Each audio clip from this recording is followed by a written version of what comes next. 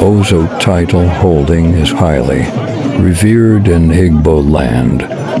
It is the highest title that a man can take among the Igbo. The title is huge enough to set a man off as being successful. In the old days, to be able to take the title, one must be a very successful farmer with many barns of yam.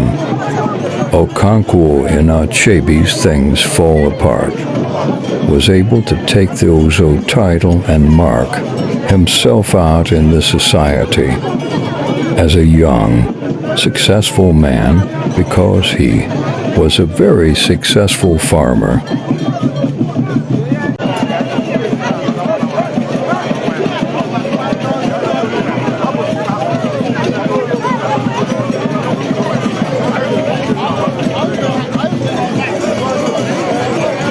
However,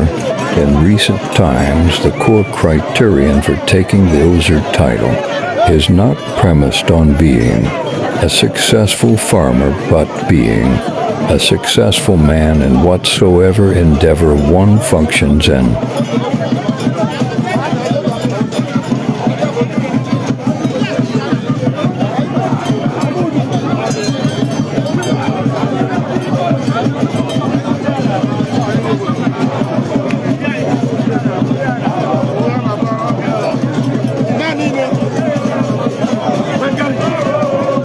An Ozo title holder is usually an upright person,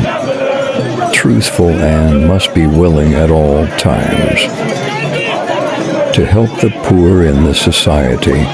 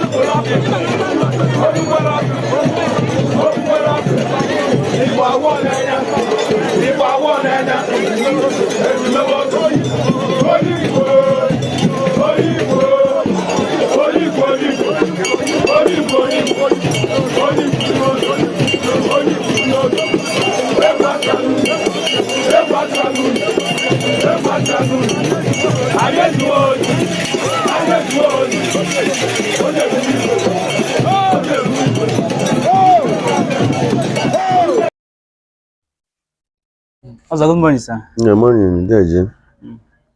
Ọzọ ndị ka ị nwere ịgwa anyị maka ichi ọzọ n'ala Igbo. Ị nwere ike ịgwa ọzọ bụ nnukwu ihe na Igbo niile. Onye ọbụla chiri ọzọ na Igbo nwere ụmụ ka ama ọnọdụ ọnọzọ. Onye ọbụla chiri ọzọ na Igbo nwere ọnọdụ ọnọ na Igbo. Maka nke ọbụla ọ bịakwa onye a na-adịkị afọ maka na ihe ọbụla nnukwu ekwu na eziokwu bụ eji ekwu okwu ọcha anaghị eje na onye dị nna. Ọzọ hụkwa ihe bụ eziokwu kwuo ọkwa na ọ maghị oke ekwu n'okwu ọbịa ụdị ifụ ma o kwuchi ọnụ. Mgbe ị na-ekwu na ndị ọzọ anaghị eti ashị. Onye ọzọ ji asị eme. Na mgbe ochie enwere ka a mara ekwu na ichi ọzọ bụ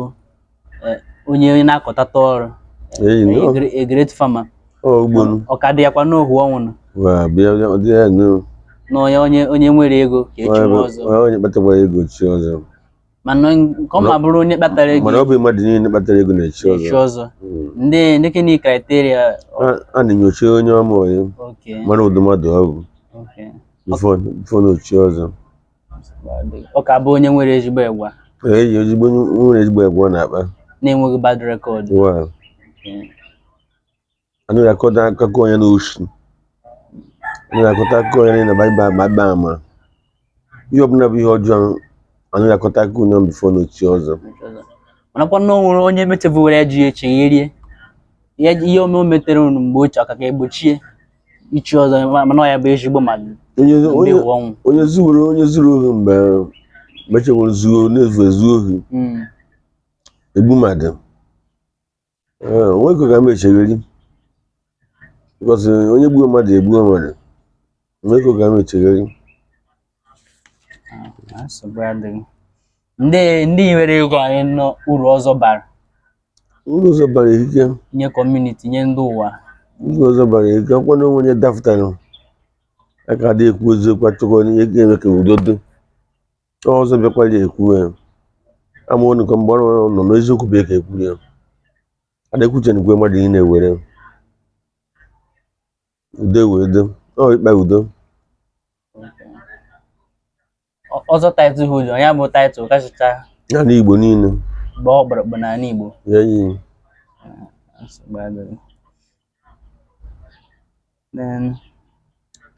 abịakwa nwa n'ichi ọzọ nwoke a ma-akwute na onye kechi ọzọ ka enwee ego ma ọ bụrụ onye gbashiri ike na-abịa akwụkwọ nwaanyị hụ na nna nwere ike wụfute ego nke nye chie nwa anyị ọzọ ndeke na nwere igwe ebe ọ bụ na-achị nọ onye gbashiri ike bekee echi nwa ọzọ nna na-echi nwa anyị ọzọ chọrọ ka ya nweta kpụrụ usoro onye wee gawa ọ chọrọ ka nweta bụrụ onye eziokwu onye udo ya bụ ọ chọrọ ka ome ọ na-eme ọ chọrọ mgbe ya achọkwa anya ahụ onye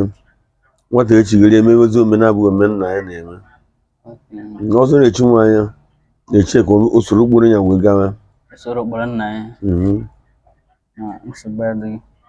nwere ihe nzuzo dị n'ọzọ ọzọ enweghị ihe ọbụla na-ezo ezo ihe ọbụla nakwa ezo ezo ọzọ afọ rie ọzọ nọ ihe a na-ezo ezo ndị nwere ịgwakwana ndị ụwa gbasara ichi ọzọ